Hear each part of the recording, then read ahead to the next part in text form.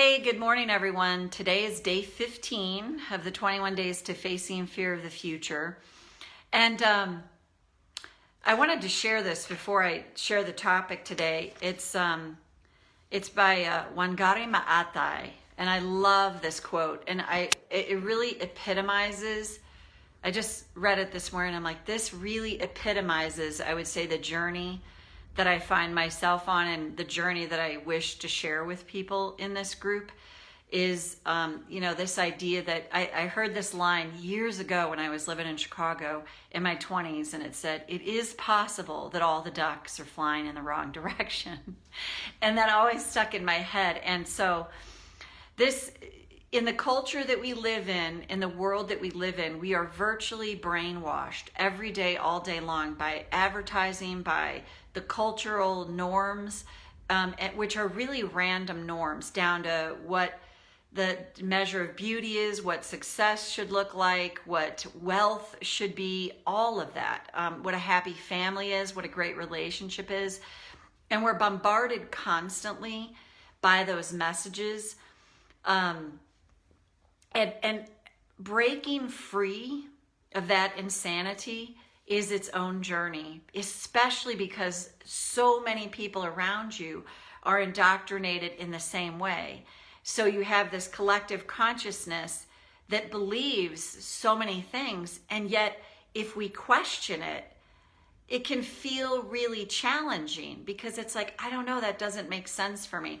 So before I do today's tapping, I wanted to read this from Wangari Maathai.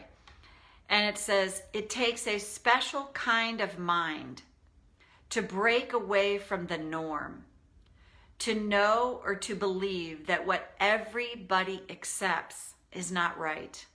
And I'm going to read it one more time. "It takes a special kind of mind to break away from the norm, to know or to believe that what everybody accepts is not right." Wangari Maathai.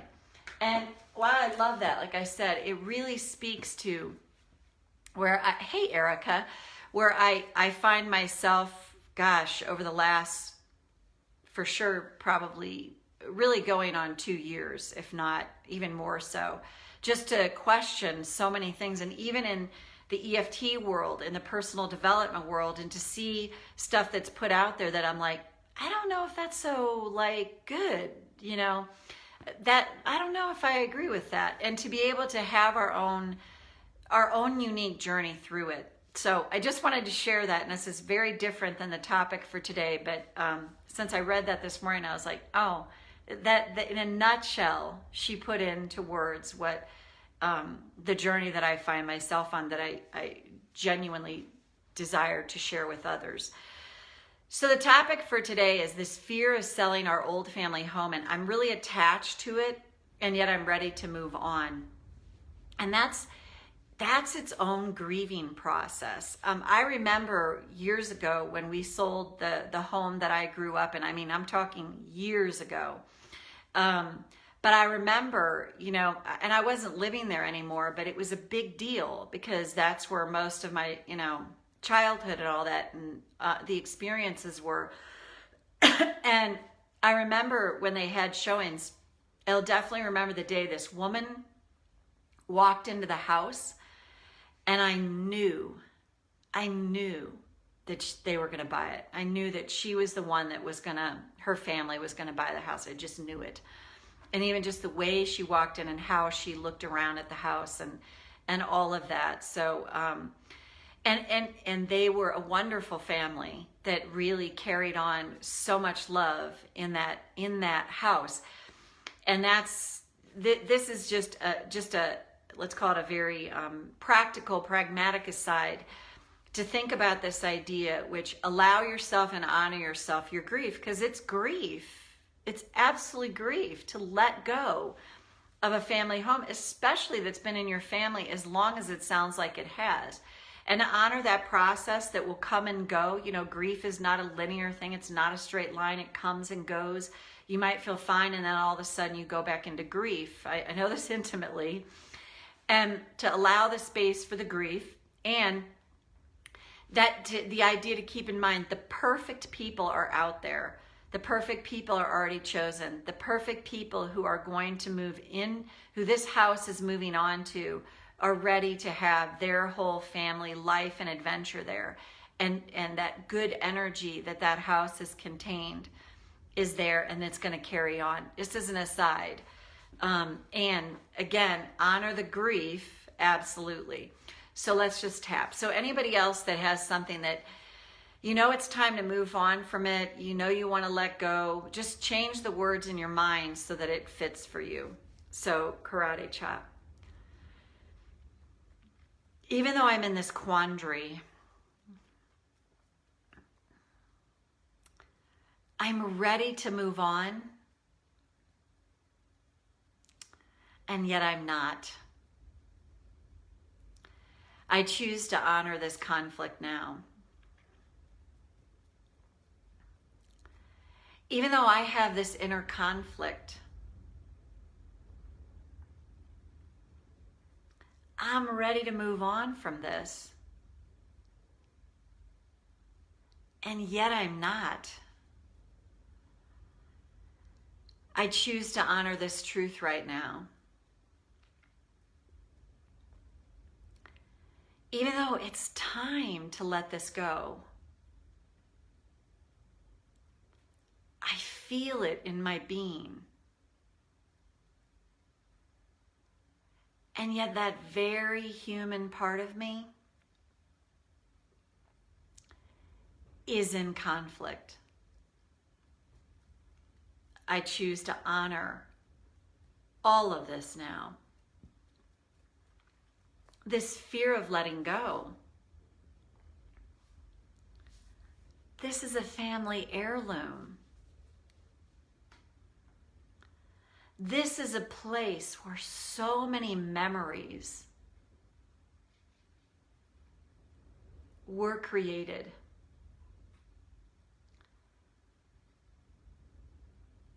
And that really gets to me. And it makes it harder to move on from this.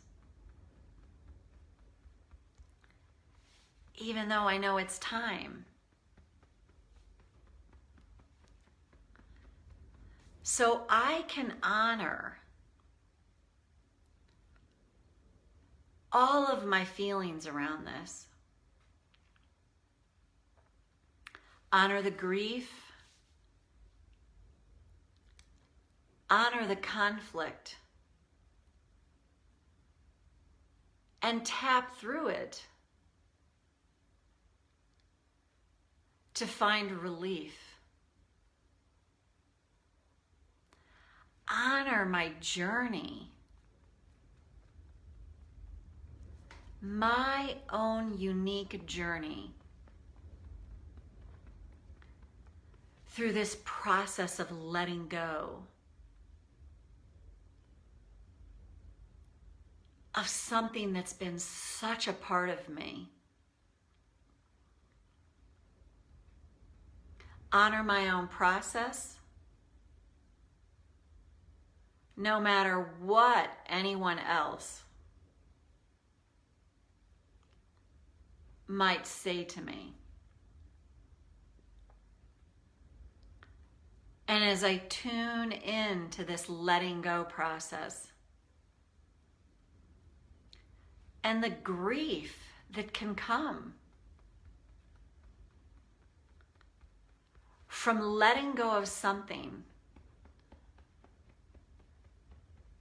that's been a part of my life for so long, I am honoring me. I'm honoring my truth. I have my own unique timeline. There's no expiration date that's set for when I will be free of letting this out.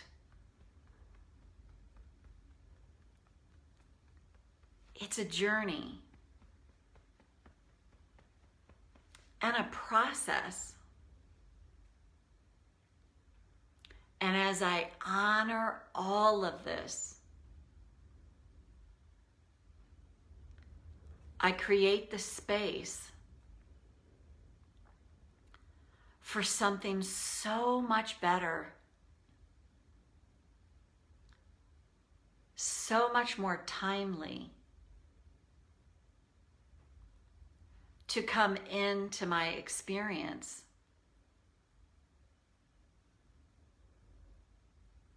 And I like that idea a lot. Honor my own journey through this. And by doing so, I open myself up to greater possibilities than I imagined before.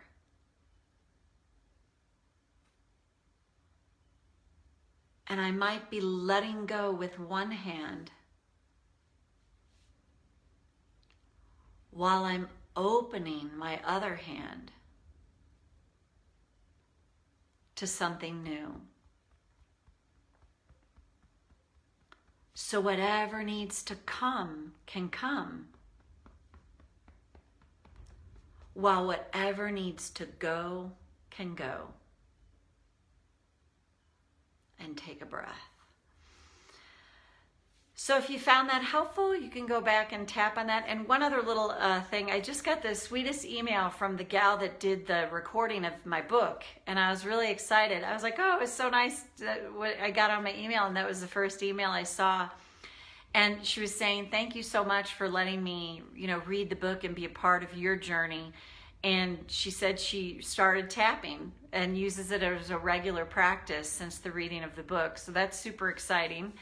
And I have no idea for sure when the audio recording is going to come out, because my publisher said Audible is really tight about these things, pretty strict. So he goes, that process can take a while to get that approved. So when it's out, I'll let everyone know that the audio recording is there. And one other little thing, this is sort of amazing. Well, hopefully I'm just letting it be what it is.